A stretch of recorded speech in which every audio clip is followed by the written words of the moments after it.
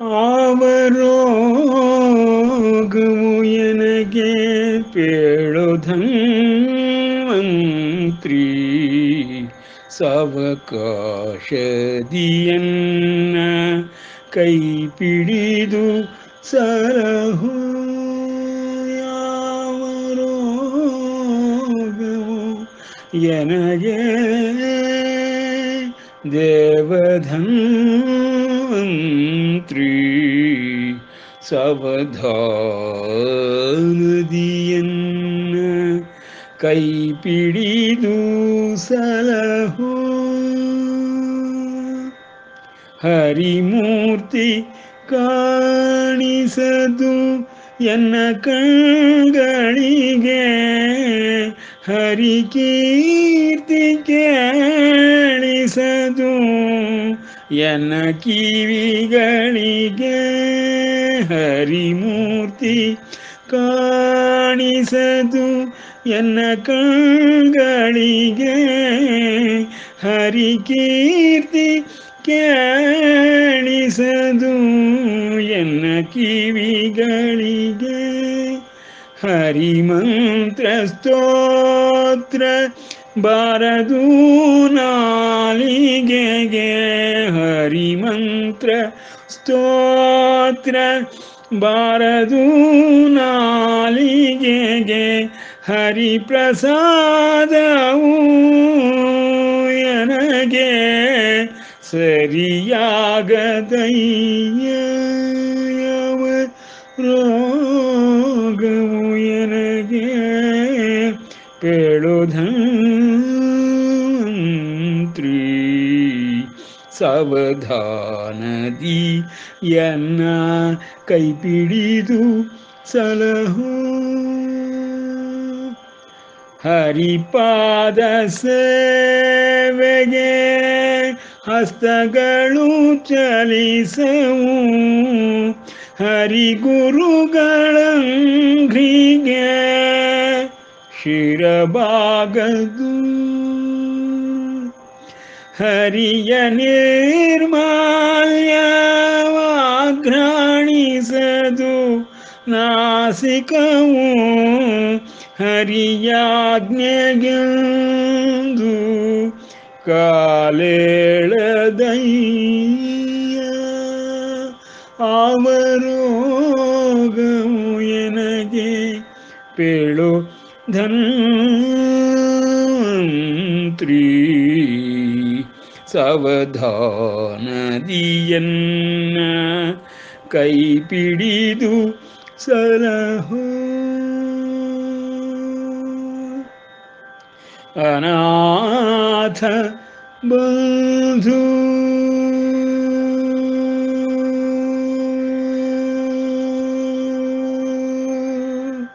ಅನಾಥ ಬಂಧುನಿ ಪುರಂದರ ವಿಠಲ.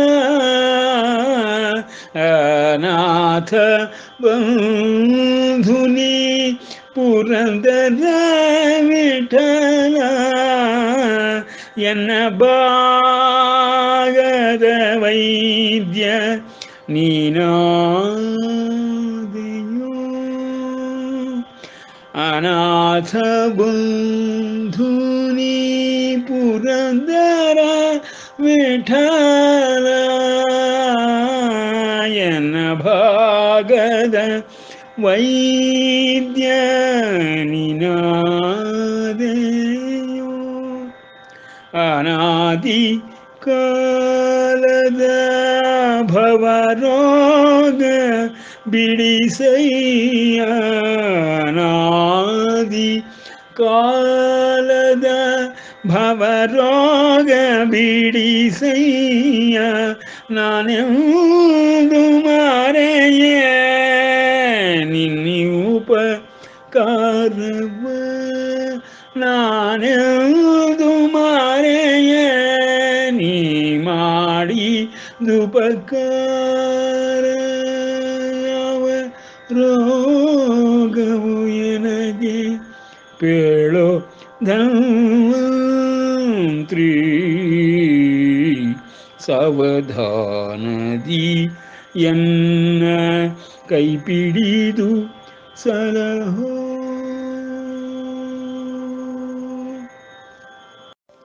ಶುಕ್ಲಾಂಬರಧರಂ ವಿಷ್ಣುಂ ಶಶಿವರ್ಣಂ ಚತುರ್ಭುಜಂ ಪ್ರಸನ್ನವದನಂ ಧ್ಯಾಯೇತ್ ಸರ್ವವಿಘ್ನೋಪಶಾಂತಯೇ.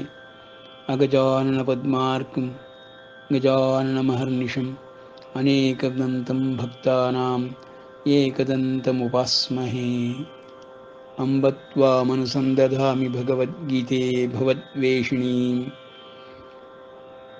ನ ಚ ತಸ್ಮಾನ್ ಮನುಷ್ಯೇತು ಕಶ್ಚಿನ್ಮೇ ಪ್ರಿಯಕೃತ್ತಮಃ ಭವಿತಾ ನ ಚ ಮೇ ತಸ್ಮಾದನ್ಯಃ ಪ್ರಿಯತರೋ ಭುವಿ. ನಾವು ಇದುವರೆಗೆ ಗೀತಾ ಜ್ಞಾನ ಅಭ್ಯಾಸದ ಪುರುಷೋತ್ತಮ ಯೋಗ 15ನೇ ಅಧ್ಯಾಯದಲ್ಲಿ ದಿವ್ಯ ವ್ಯವಸ್ಥೆಯನ್ನು, ವಿಶ್ವದ ವ್ಯವಸ್ಥೆಯನ್ನು ತಿಳಿದುಕೊಳ್ಳಲು ಆರಂಭಿಸಿ, ವ್ಯವಸ್ಥೆಯ ವಿಷಯವಾಗಿ ಆದಿಯಿಂದಲೂ ಕೃಷ್ಣನು ಏನು ಹೇಳಿಕೊಂಡು ಬಂದಿದ್ದಾನೆಂಬುದನ್ನು ತಿಳಿದುಕೊಳ್ಳಲು ಹೊಸುಗ 2ನೇ ಅಧ್ಯಾಯವಾದ ಸಾಂಖ್ಯಯೋಗದಲ್ಲಿ 13ನೇ ಶ್ಲೋಕದಲ್ಲಿದ್ದೇವೆ. ಶ್ರೀಕೃಷ್ಣನು ಹೇಳುವಂತೆ ಅರ್ಜುನನಿಗೆ ಈ ದೇಹವನ್ನು ಒಂದಾಗಿ ನೋಡಬಾರದು, ಈ ದೇಹದಲ್ಲಿಯೇ ಎಲ್ಲವೂ ಅಡಗಿರುವುದು, ವ್ಯವಸ್ಥೆಯೇ ಸಂಪೂರ್ಣವಾಗಿ ಈ ದೇಹದೊಳಗೆ ಇರುವುದು, ಪರಮಾತ್ಮನೂ ಈ ದೇಹದಲ್ಲಿಯೇ ಇರುವುದು, ಆತ್ಮನೂ ಈ ದೇಹದಲ್ಲಿಯೇ ಇರುವುದು, ಪ್ರಜ್ಞೆಯೂ ಅಂತಃಕರಣವೂ ಈ ದೇಹದಲ್ಲಿಯೇ ಇರುವುದು, ಬುದ್ಧಿಗಳು, ನಂತರದಲ್ಲಿ ಮನಸ್ಸು, ಇಂದ್ರಿಯಗಳು, ವಿಷಯಗಳು, ಹೀಗೆ ಪ್ರಪಂಚಕ್ಕೆ ಸಂಬಂಧವನ್ನು ಹೊಂದಿರುವಂತಹ ಈ ದೇಹವು ಮಾತ್ರ ಸ್ಪರ್ಶಾಸ್ತು, ವಿಷಯಗಳೊಂದಿಗೆ ಸಂಪರ್ಕ ಉಂಟಾದರೆ ಸಾಕಪ್ಪ ಕೌಂತೆಯ, ಅರ್ಜುನ. ಶೀತೋಷ್ಣ ಸುಖ ದುಃಖದ ಆಗಮ ಪಾಯಿನೋ ನಿತ್ಯಾಸ್ತಾಂ ಸ್ಥಿತಿಕ್ಷಸ್ವ ಭಾರತ. ಸುಖ ದುಃಖಗಳು, ಶೀತೋಷ್ಣಗಳು ನಿರಂತರವಾಗಿ ಪ್ರಕೃತಿಯಲ್ಲಿ ಬಂದು ಹೋಗುತ್ತಿರುವಂತಹ ಒಂದು ಪ್ರಕ್ರಿಯೆಗಳು. ಅವುಗಳನ್ನು ಸಮತ್ವದಿಂದ ನೀನು ಸ್ವೀಕರಿಸಬೇಕು, ಎಲ್ಲವನ್ನು ಸಹಿಸಿಕೊಳ್ಳಬೇಕು. ತಿತಿಕ್ಷಸ್ವ, ಎಲ್ಲವನ್ನು ಸಹಿಸಿಕೊಳ್ಳುವ ಸಹನೆಯನ್ನು ನೀನು ಬೆಳೆಸಿಕೊಳ್ಳಬೇಕು. ಸಹನೆ ಎಂಬುದು, ಸಂಯಮ ಎಂಬುದು ಅತ್ಯಂತ ದೊಡ್ಡ ಸಾಧನೆ. ಈ ಸಂಯಮ ಪದವನ್ನು ಪರಮಾತ್ಮನು ಹಲವಾರು ಕಡೆ ಭಗವದ್ಗೀತೆಯಲ್ಲಿ ಉಪಯೋಗಿಸುತ್ತಾನೆ. ಸಂಯಮಿ ಎಂದೇ ಒಂದು ಪಂಗಡವನ್ನೇ ಮಾಡಿಟ್ಟು ಬಿಟ್ಟಿದ್ದಾನೆ. ಯಾವ ವ್ಯಕ್ತಿಯು ಇಂದ್ರಿಯ ನಿಗ್ರಹವನ್ನು ಮಾಡಿ ಸಮತ್ವದಲ್ಲಿ ತನ್ನ ಮನಸ್ಸು, ಬುದ್ಧಿ, ಪ್ರಜ್ಞೆಗಳನ್ನು ನಿಲ್ಲಿಸುವನೋ ಅಂಥವನು ಸಂಯಮಿ ಎಂದೆನಿಸಿಕೊಳ್ಳುವನು ಎಂದು ಭಗವಂತನು ಹಲವಾರು ಕಡೆ ಈ ಸಂಯಮ ಪದವನ್ನು ಪ್ರಯೋಗ ಮಾಡುತ್ತಾನೆ. ಇಲ್ಲಿ ಆರಂಭದಲ್ಲಿಯೇ ಅರ್ಜುನನ ಪ್ರಶ್ನೆಗೆ ಉತ್ತರವಾಗಿ ಧರ್ಮವನ್ನು ಹೇಳದೆ, ಕರ್ಮವನ್ನೂ ಹೇಳದೆ, ದೇಹವನ್ನು ಹೇಳುತ್ತಲಿದ್ದಾನೆ.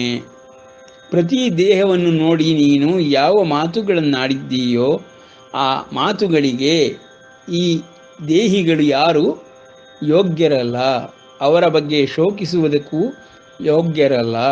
ಎಲ್ಲರೂ ಅಧರ್ಮಿಗಳಾಗಿದ್ದಾರೆ, ಶತ್ರುಪಕ್ಷದಲ್ಲಿ ನಿಂತಿದ್ದಾರೆ ಎಂಬುದಾಗಿ ಹೇಳುತ್ತಾ ಸಾವಿನ ವಿಷಯವಾಗಿ ಒಂದೆರಡು ಮಾತುಗಳನ್ನು ಆಡಿದ ಪರಮಾತ್ಮನು ದೇಹದ ವಿಷಯವಾಗಿ ಸಾವು ಹೇಗೆ ಉಂಟಾಗುತ್ತದೆ ಎಂಬುದನ್ನು ಬಾಲ್ಯ, ಯೌವನ, ಪ್ರೌಢಾವಸ್ಥೆ, ಜರ, ಹಾಗೆಯೇ ಸಾವು ಎಂಬುದು ದೇಹಾಂತರ ಪ್ರಾಪ್ತಿಯಿಂದ ಆಗುತ್ತದೆ ಎಂದು ಹೇಳುತ್ತಾನೆ.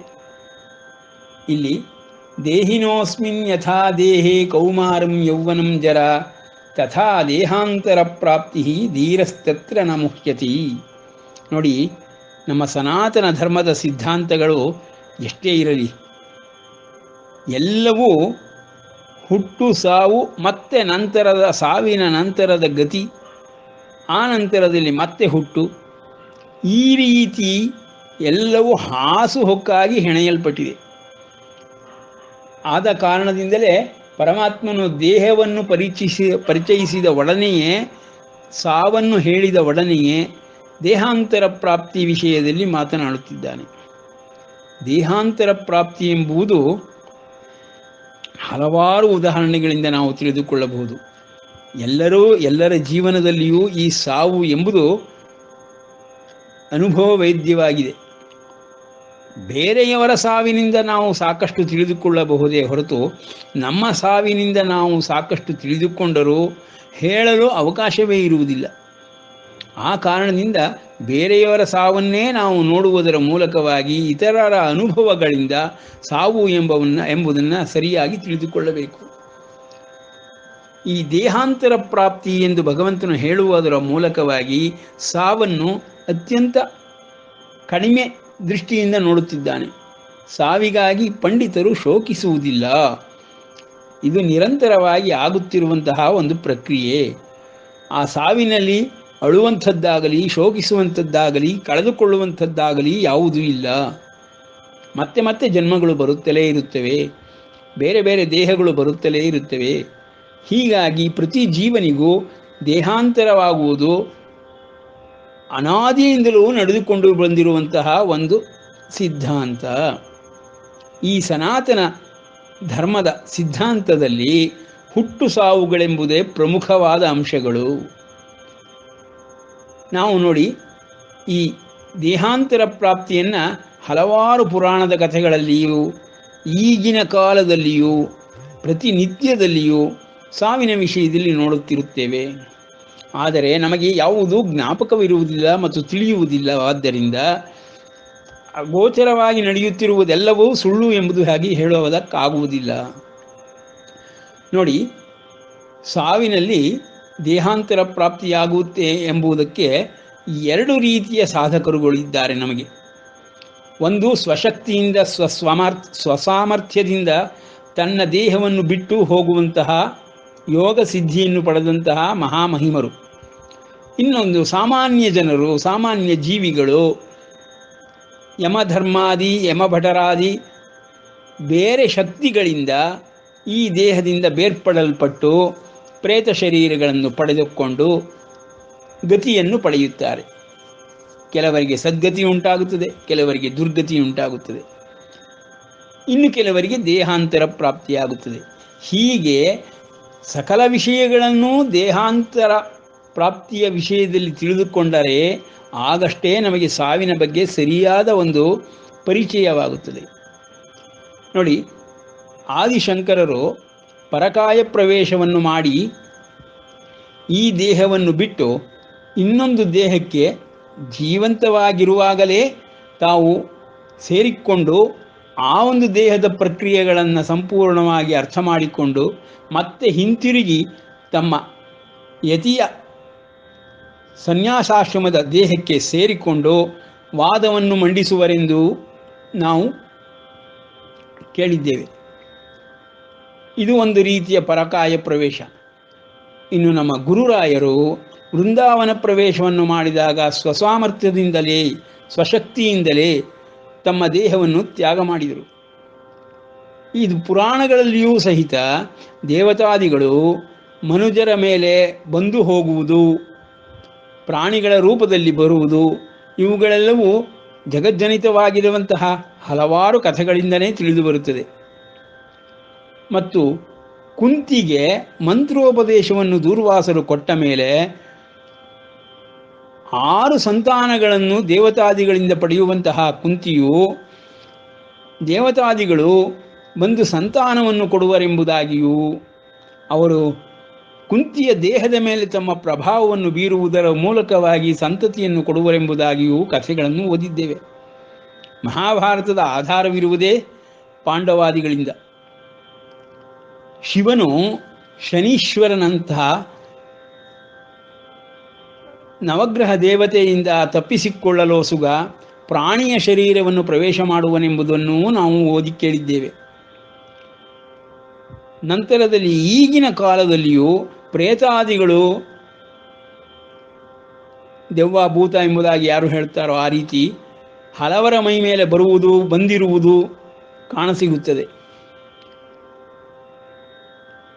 ಪಾಶ್ಚಾತ್ಯ ದೇಶಗಳಲ್ಲಿಯೂ ಈ ರೀತಿಯ ದೆವ್ವ ಬರುತ್ತದೆ ಎಂಬುದು, ದೆವ್ವ ಇದೆ ಎಂಬುದು ಹಲವಾರು ಜಗಜ್ಜನಿತವಾದ ಸತ್ಯಕಥೆಗಳೇ ಇದೆ.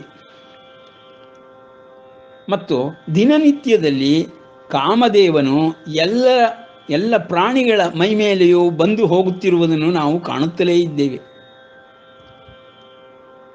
ದೇವತಾದಿಗಳಿಗಾದರೂ ಯಾವ ದೇಹದ ಮೇಲೆ ಬಂದರೂ ಮತ್ತೆ ಬಿಟ್ಟು ಹೋಗುವಂತಹ ಆ ಯೋಗ ಕಲೆ ತಿಳಿದಿರುತ್ತದೆ. ನೋಡಿ, ಇಂದ್ರನು ಗೌತಮರ ತಪಸ್ಸನ್ನು ಭಂಗ ಮಾಡುವುದಕ್ಕೋಸ್ಕರವಾಗಿ ಗೌತಮರ ವೇಷದಲ್ಲಿಯೇ ಬಂದು ಅಹಲ್ಯೆಯನ್ನು ಶೀಲ ಹರಣ ಮಾಡಿದಂತಹ ಪ್ರಸಂಗಗಳನ್ನು ನಾವು ಓದಿದ್ದೇವೆ. ಗೌತಮರ ವೇಷದಲ್ಲಿ ಇಂದ್ರನು ಬಂದಿದ್ದಾನೆ. ನಿಜವಾದ ಗೌತಮರು ಬಂದಾಗ ಇಂದ್ರನ ಬಣ್ಣ ಬಯಲಾಗುತ್ತದೆ. ಈ ರೀತಿಯ ಕಥೆಗಳಿಂದ ನಮಗೆ ಏನು ತಿಳಿದು ಬರುತ್ತದೆ ಎಂದರೆ, ದೇಹಾಂತರ ಪ್ರಾಪ್ತಿ ಎಂಬುದು ಸಾಮಾನ್ಯರಿಗೆ ಬೇರೆ ಮತ್ತು ವಿಶೇಷ ಯೋಗ ಸಿದ್ಧಿಗಳನ್ನು ಪಡೆದವರಿಗೆ ಬೇರೆ ರೀತಿಯಲ್ಲಿ ಆಗುತ್ತದೆ. ಸ್ವಸಾಮರ್ಥ್ಯದಿಂದಲೂ ಸ್ವಶಕ್ತಿಯಿಂದಲೂ ದೇವತಾದಿಗಳು ದಿವ್ಯ ಶರೀರವನ್ನು ಹೊಂದಿರುವಂಥವರು ಯಾವುದೇ ಪ್ರಾಣಿಯ ಶರೀರದಲ್ಲಿ, ಯಾವುದೇ ಮನುಷ್ಯನ ಶರೀರದಲ್ಲಿ ಪ್ರವೇಶ ಮಾಡಲು ಮತ್ತು ಆ ದೇಹದಿಂದ ಬಿಡಿಸಿಕೊಂಡು ಹೊರಗೆ ಹೋಗಲು ಕಲೆಯನ್ನು ಕಲಿತಿರುತ್ತಾರೆ. ಇನ್ನು ಸಾಮಾನ್ಯ ಜೀವಿಗಳು ತಾವು ತಮ್ಮ ದೇಹವನ್ನು ತೊರೆಯಲಾರದೆ ಎಲ್ಲ ಕಷ್ಟಗಳನ್ನು, ನೋವುಗಳನ್ನು, ತಮ್ಮ ಕರ್ಮಗಳ ಫಲಗಳನ್ನು ಅನುಭವಿಸುತ್ತಾ ಯಮ ಮತ್ತು ಯಮದೂತರ ಪಾಶಕ್ಕೆ ಸಿಲುಕಿ ಈ ದೇಹದಿಂದ ಬೇರೆಯಾಗಲ್ಪಡುತ್ತಾರೆ.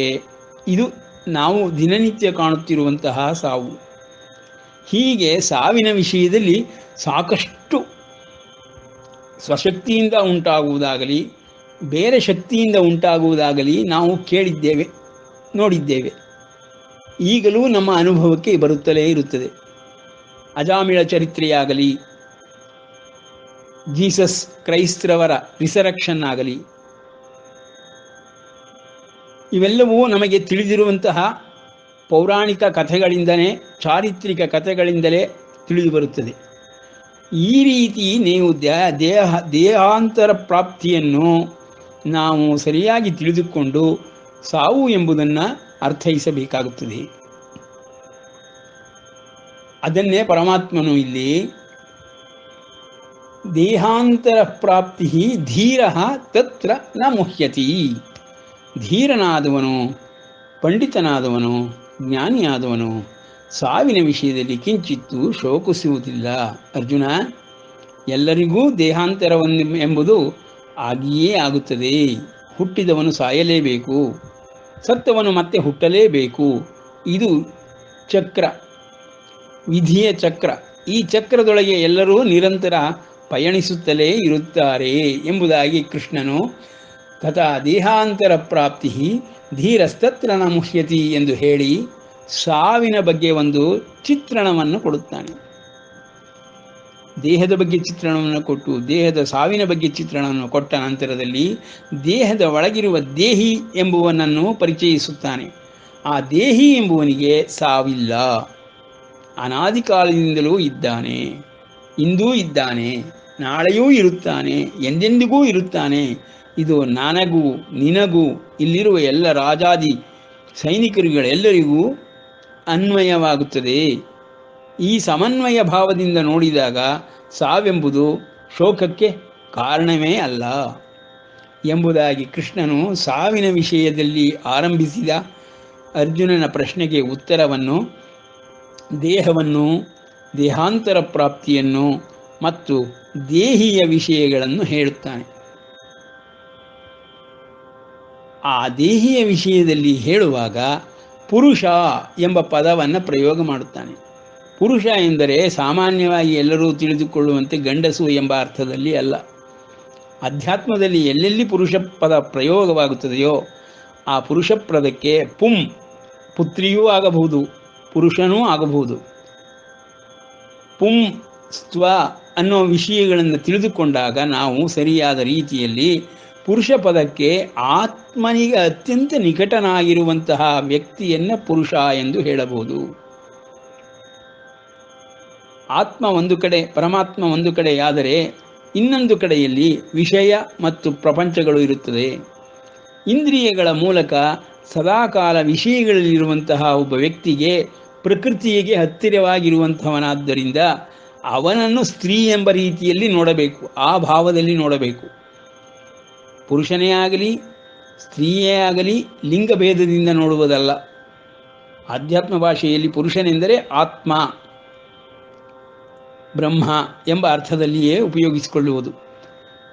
ಹೀಗೆ ನಾವು ಪುರುಷನನ್ನು ತಿಳಿದುಕೊಂಡ ನಂತರದಲ್ಲಿ ಎಂತಹ ಪುರುಷನು ಅಮೃತತ್ವಕ್ಕೆ ಯೋಗ್ಯನಾಗುತ್ತಾನೆ ಎಂದರೆ, ಅಮೃತತ್ವ ಎಂದರೆ ಮುಮುಕ್ಷುತ್ವ. ಯಾರು ಮೋಕ್ಷವನ್ನು ಅಪೇಕ್ಷೆ ಪಡುತ್ತಾನೆಯೋ, ಈ ದೇಹವೆಂಬ ಬಂಧನದಿಂದ ಬಿಡಿಸಿಕೊಳ್ಳಲು ಇಷ್ಟಪಡುತ್ತಾನೆಯೋ ಅಂಥವನು ಮುಮುಕ್ಷುವಾಗುತ್ತಾನೆ. ಅಂಥ ವ್ಯಕ್ತಿಯು ಅಮೃತತ್ವದೆಡೆಗೆ ಸಾಗುತ್ತಾನೆ. ಅಮೃತತ್ವದೆಡೆಗೆ ಸಾಗುವುದಕ್ಕೆ ಅವನು ಯೋಗ್ಯನಾಗುತ್ತಾನಾದ್ದರಿಂದ ಅಂತಹ ವ್ಯಕ್ತಿಯು ಸಾವಿನ ವಿಷಯದಲ್ಲಿ, ದೇಹವನ್ನು ಬಿಡುವ ವಿಷಯದಲ್ಲಿ, ದೇಹ ತ್ಯಾಗ ಮಾಡುವ ವಿಷಯದಲ್ಲಿ, ಮತ್ತೊಂದು ದೇಹವನ್ನು ಪಡೆಯುವ ವಿಷಯದಲ್ಲಿ ಯಾವಾಗಲೂ ಚಿಂತಿಸುವುದಿಲ್ಲ. ಅಂತಹ ಜ್ಞಾನಿಯು ಪಂಡಿತನೆನಿಸಿಕೊಳ್ಳುವನು ಎಂಬುದಾಗಿ ಹೇಳಿದ ಪರಮಾತ್ಮನು ಈಗ ಆಧ್ಯಾತ್ಮದ ಮೂಲ ತತ್ವವಾದಂತಹ ಸತ್ ಎಂಬ ವಿಷಯವನ್ನು ಮುಂದಿನ ಶ್ಲೋಕದಲ್ಲಿ ವರ್ಣಿಸುತ್ತಿದ್ದಾನೆ. ನಾಸತೋ ವಿದ್ಯತೆ ಭಾವೋ ನಾಭಾವೋ ವಿದ್ಯತೆ ಸತಃ ಉಭಯೋರಪಿ ದೃಷ್ಟೋಂತಸ್ತ್ವನಯೋಸ್ತತ್ವದರ್ಶಿಭಿಃ. ಎಷ್ಟು ಚೆನ್ನಾಗಿದೆ ಅಂದರೆ, ಈ ಒಂದು ಶ್ಲೋಕವನ್ನು ಸರಿಯಾಗಿ ಅರ್ಥ ಮಾಡಿಕೊಂಡು ಬಿಟ್ಟರೆ ಎಲ್ಲ ಸಿದ್ಧಾಂತಗಳು, ಎಲ್ಲ ಮತತತ್ವಗಳು ಒಂದೇ ಸರಿಗೆ ತಿಳಿದು ಬಿಡುತ್ತದೆ. ಎಲ್ಲವೂ ಇಲ್ಲಿಯೇ ಭೇದವಾಗುವುದು. ಸತು ಎಂಬ ವಿಷಯದಿಂದ ಆರಂಭವಾಗಿರುವುದು. ಓಂ ತತ್ ಸತ್ ವೇದ ಮಂತ್ರಗಳು. ಓಂ ತತ್ ಸತ್. ತತ್ ಎಂಬ ಯಾವ ಪದದಿಂದ ಆತ್ಮನನ್ನು ನಾವು ನಿರ್ದೇಶಿಸಿ ಹೇಳುತ್ತೇವೆಯೋ ಆ ತತ್ ಎಂಬುದು ಸತುವಾಗಿದೆ. ಓಂ ತತ್ ಸತ್. ಸತ್ಗೆ ತತ್ ಎಂಬ ಪದವನ್ನು ನಾವು ಭಾಷೆಯಲ್ಲಿ ಉಪಯೋಗಿಸುತ್ತೇವೆ ಎಂಬುದಾಗಿ. ಓಂ ತತ್ ಸತ್. ಅಲ್ಲಿಂದ ತೆಗೆದುಕೊಂಡಂತಹ ಈ ಸತ್ ಎಂಬ ಪದವು ಸತ್ ಚಿತ್ ಆನಂದ, ಸಚ್ಚಿದಾನಂದ ಎಂಬುದರಲ್ಲಿಯೂ ನಾವು ಕಾಣಬಹುದು. ಹೀಗೆ ಈ ಸತ್ಪದವನ್ನು ಸಂಪೂರ್ಣವಾಗಿ ಅರ್ಥ ಮಾಡಿಕೊಳ್ಳಬೇಕು. ಇರುವುದು ಅದೊಂದೇ, ಸತ್.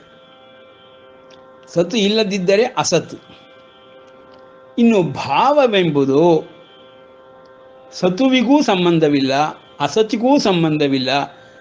ಪ್ರಜ್ಞೆ ಬುದ್ಧಿಗಳಿಂದ ತಿಳಿದುಕೊಳ್ಳುವಂತಹ ಒಂದು ಪ್ರಕ್ರಿಯೆ. ಭಾವವಿಲ್ಲದ ಮನಸ್ಸೇ ಇರುವುದಕ್ಕೆ ಸಾಧ್ಯವಿಲ್ಲ. ಭಾವವೆಂಬುದು ಮನಸ್ಸಿಗೆ ಸಂಬಂಧಪಟ್ಟಂತಹ ಒಂದು ಸ್ಥಿತಿ. ಸತ್ ವಿಷಯದಲ್ಲೇ ಆಗಲಿ ಅಸತ್ ವಿಷಯದಲ್ಲಾಗಲಿ ಪ್ರತಿಯೊಂದು ಜೀವಿಗೂ, ಪ್ರತಿಯೊಂದು ಪ್ರಾಣಿಗೂ, ಪ್ರತಿಯೊಬ್ಬ ಮನುಷ್ಯನಿಗೂ ಭಾವವೆಂಬುದು ಉತ್ಪತ್ತಿಯಾಗುತ್ತದೆ. ಅಸದ್ವಸ್ತುವಿನಲ್ಲಿ ಭಾವವೆಂಬುದು ಇರುವುದಿಲ್ಲ ಎಂಬುದಾಗಿ ಕೃಷ್ಣನು ಈ ಶ್ಲೋಕದಲ್ಲಿ ಅರ್ಥೈಸುತ್ತಾನೆ. ಹಾಗಾಗಿ ಸತ್ ವಿಷಯವನ್ನು ಸಂಪೂರ್ಣವಾಗಿ ಅವಲೋಕಿಸಿದಾಗ, ಸರಿಯಾದ ಅರ್ಥದಲ್ಲಿ ತಿಳಿದುಕೊಂಡಾಗ ನಮಗೆ ಯಾವ ರೀತಿಯ ಅನುಮಾನಗಳು ಉಳಿಯುವುದಿಲ್ಲ. ಸಿದ್ಧಾಂತಗಳು ಎಷ್ಟಾದರೂ ಇರಲಿ, ತತ್ವ ಮತಗಳು ಎಷ್ಟಾದರೂ ಇರಲಿ, ಈ ಸತು ಎಂಬ ವಿಷಯವನ್ನು ಸರಿಯಾಗಿ ಅರ್ಥೈಸಿಬಿಟ್ಟರೆ ಅನುಮಾನಗಳಿಗೆ ಆಸ್ಪದವೇ ಆಗುವುದಿಲ್ಲ. ಅದೇ ಮೂಲಭೂತವಾದಂತಹ ವಸ್ತು. ಅದನ್ನು ತತ್ವ ಎಂಬ ಪದದಿಂದಲೂ ನಿರ್ದೇಶ ಮಾಡುವರು. ಆ ಸತ್ ಪದದ ವಿಷಯದಲ್ಲಿ ಪರಮಾತ್ಮನು ಏನೆಂದು ತಿಳಿಸುತ್ತಿದ್ದಾನೆಂದರೆ, ಸತ್ ವಸ್ತುವಿಗೆ ಭಾವ ಎಂದಿಗೂ ಇದ್ದೇ ಇರುತ್ತದೆ. ಅಸತ್ ವಸ್ತುವಿಗೆ ಭಾವವೆಂಬುದಿಲ್ಲ. ಅಸದ್ವಸ್ತುವಿನಲ್ಲಿ ಭಾವ ಉತ್ಪತ್ತಿ ಆಗುವುದಿಲ್ಲ, ಭಾವ ಉಂಟಾಗುವುದಿಲ್ಲ. ಸದ್ವಸ್ತುವಿಗೆ ಅಭಾವವೂ ಆಗುವುದಿಲ್ಲ. ಯಾವಾಗಲೂ ಭಾವವೆಂಬುದು ಸದ್ವಸ್ತುವನ್ನು ಪರಿಚಯ ಮಾಡಿಕೊಳ್ಳಲು, ಪದಾರ್ಥ ಜ್ಞಾನವನ್ನು ಹೊಂದಲು ಭಾವ ಅತ್ಯಂತ ಪ್ರಮುಖವಾದ ಒಂದು ಅಂಶ. ಯದ್ಭಾವಂ ತದ್ಭವತಿ ಎಂಬುದು ಭಾವಪದಕ್ಕೆ ಸಂಬಂಧವಾಗಿ ಬಂದಿರುವಂತಹ ನಾಣ್ಣುಡಿ. ಹೀಗೆ ನಾವು ಸತ್ ಅಸತ್ ಭಾವವೆಂಬುದನ್ನು ತಿಳಿದುಕೊಂಡರೆ ಈ ಶ್ಲೋಕದಲ್ಲಿ ಮುಂದಿನ ಎಲ್ಲ ತತ್ವಗಳನ್ನು ಬಹಳ ಸುಲಭವಾಗಿ ಅರ್ಥ ಮಾಡಿಕೊಳ್ಳಬಹುದು. ನಾಸತೋ ವಿದ್ಯತೆ ಭಾವೋ ನಾಭಾವೋ ವಿದ್ಯತೆ ಸತಃ ಉಭಯೋರಪಿ ದೃಷ್ಟೋಂತ್ವನಯೋಸ್ತತ್ವದರ್ಶಿಭಿಃ. ಈ ಎರಡು ವಿಷಯಗಳ ನಿರ್ಣಯವನ್ನು ತತ್ವಜ್ಞರು ತತ್ವದರ್ಶಿಗಳು ಮಾತ್ರ ಮಾಡಬಲ್ಲರು. ಸದ್ವಸ್ತುವನ್ನು ಅಸದ್ವಸ್ತುವನ್ನು ತತ್ವದರ್ಶಿಗಳು ಮಾತ್ರ ನಿರ್ಣಯವನ್ನು ಮಾಡಬಲ್ಲರು ಎಂಬುದಾಗಿ ಅರ್ಥವನ್ನು ಬರೆದಿದ್ದಾರೆ. ಇದೇ ಬಹಳ ಬಹಳ ಪ್ರಮುಖವಾದಂತಹ ಒಂದು ಅಂಶ. ಆಧ್ಯಾತ್ಮಕ್ಕೆ ಬ್ರಹ್ಮವಿದ್ಯೆಗೆ ತಳಹದಿಯಾಗಿರುವಂತಹ ಈ ಒಂದು ಶ್ಲೋಕ ವೇದೋಪನಿಷತ್ಗಳಲ್ಲೂ ಬಂದಿರುವಂತಹ ಸಾರಭೂತವಾದ ಶ್ಲೋಕ. ಅದನ್ನೇ ಪರಮಾತ್ಮನು ಇಲ್ಲಿ ಗೀತಾಜ್ಞಾನದ ಆದಿಯಾಗಿ ತಳಹದಿಯಾಗಿ ಅಡಿಪಾಯವಾಗಿ ಇಟ್ಟುಕೊಂಡು ಆರಂಭಿಸುತ್ತಿದ್ದಾನೆ ತತ್ವ ಬೋಧೆಯನ್ನು ಮಾಡಲು. ಸದ್ವಸ್ತುವಿನಲ್ಲಿರುವಂತಹ ಯಥಾರ್ಥ ಜ್ಞಾನವೇ ಸರಿಯಾದ ಭಾವವನ್ನು ಕೊಡುತ್ತದೆ. ಸರಿಯಾದ ಭಾವ ಪ್ರತಿಯೊಂದು ಜೀವಿಯ ಮನಸ್ಸಿನಲ್ಲಿ ಉಂಟಾಗುವಂತಹ ಒಂದು ಸ್ಥಿತಿ. ಪ್ರಪಂಚದಲ್ಲಿರುವ ಸಕಲ ವಸ್ತುಗಳಲ್ಲಿಯೂ ಸತ್ ಎಂಬುದು ಇರುತ್ತದೆ. ಆ ಸತ್ ವಸ್ತು ಇದ್ದರೆ ಮಾತ್ರ ಭಾವವು ಉತ್ಪತ್ತಿಯಾಗುತ್ತದೆ, ಭಾವವು ಉಂಟಾಗುತ್ತದೆ. ಅಸದ್ವಸ್ತುವಿನಲ್ಲಿ ಭಾವವು ಉಂಟಾಗುವುದಿಲ್ಲ ಎಂಬುದಾಗಿ ಬಹಳ ಸರಳವಾಗಿ ಹೇಳುವುದರ ಮೂಲಕವಾಗಿ ತತ್ವಾರ್ಥವನ್ನು ಪರಮಾತ್ಮನು ತಿಳಿಸುತ್ತಿದ್ದಾನೆ. ಇದು ಸಾಮಾನ್ಯರಿಗೆ ಯಾಕೆ ಅರ್ಥವಾಗುವುದಿಲ್ಲ ಎಂಬುದಕ್ಕೆ ಪರಮಾತ್ಮನೇ ಇಲ್ಲಿ ಏನೆಂದು ಹೇಳುತ್ತಾನೆಂದರೆ, ನಿರ್ಣಯವನ್ನು ಮಾಡುವ ವಿಷಯದಲ್ಲಿ ಈ ಸತ್ ಅಸತ್ ಮತ್ತು ಭಾವಗಳೆಂಬ ಮೂರು ಪದಗಳ ವಿಷಯದಲ್ಲಿ ನಿರ್ಣಯವನ್ನು ಮಾಡುವಂಥವರು ತತ್ವದರ್ಶಿಗಳಾಗಿರುತ್ತಾರೆ. ಹಲವಾರು ತತ್ವದರ್ಶಿಗಳನ್ನು ನಾವು ನೋಡಿದ್ದೇವೆ. ಎಲ್ಲರೂ ಈ ಮೂರು ವಿಷಯಗಳಲ್ಲಿಯೇ ತತ್ವವನ್ನು ಅರ್ಥ ಮಾಡಿಕೊಂಡು ತಮ್ಮ ತಮ್ಮ ಒಂದು ಜ್ಞಾನ, ಪ್ರಜ್ಞೆ, ಸಂಸ್ಕಾರ, ವಾಸನೆಗಳಿಗೆ ತಕ್ಕಂತೆ ಅರ್ಥೈಸುತ್ತಾರೆ. ಹೀಗೆ ಸಿದ್ಧಾಂತಗಳು ಹಲವಾರು ಹುಟ್ಟಿಕೊಂಡಿವೆ. ಜಗತ್ತಿನಲ್ಲಿ ಇರುವುದೆಲ್ಲವೂ ಸದ್ವಸ್ತುವೇ, ಅಸದ್ವಸ್ತು ಇಲ್ಲವೇ ಇಲ್ಲ ಎಂಬುದಾಗಿ ಒಂದು ಮತ. ಸದ್ವಸ್ತು ಅಸದ್ವಸ್ತು ತಿಳಿದುಕೊಳ್ಳಲು ಸದ್ವಸ್ತುವಿಲ್ಲದ ಸ್ಥಿತಿಯನ್ನೇ ಅಸದ್ವಸ್ತುವೆಂದು ತಿಳಿದುಕೊಳ್ಳಬೇಕು. ಅದು ಕಲ್ಪನೆಗೆ ಸಿಗುವಂಥದ್ದು ಅಸದ್ವಸ್ತು. ಸದ್ವಸ್ತು ವಾಸ್ತವ ಸತ್ಯವಾಗಿರುತ್ತದೆ. ಆ ಸದ್ವಸ್ತುವಿನಲ್ಲಿ ಒಂದೇ ಸದ್ವಸ್ತು ಸಕಲ ಲೋಕಗಳನ್ನು ಆಕ್ರಮಿಸಿಕೊಂಡಿದೆ ಎಂಬುದು ಒಂದು ಮತ. ಸದ್ವಸ್ತುವು ಒಂದಲ್ಲ ಎರಡು ರೂಪದಲ್ಲಿ ಕಾಣುತ್ತದೆ ಎಂಬುದು ಇನ್ನೊಂದು ಮತ. ಸದ್ವಸ್ತುವು ಮೂರು ರೂಪಗಳಲ್ಲಿರುತ್ತದೆ ಎಂಬುದು ಇನ್ನೊಂದು ಮತ.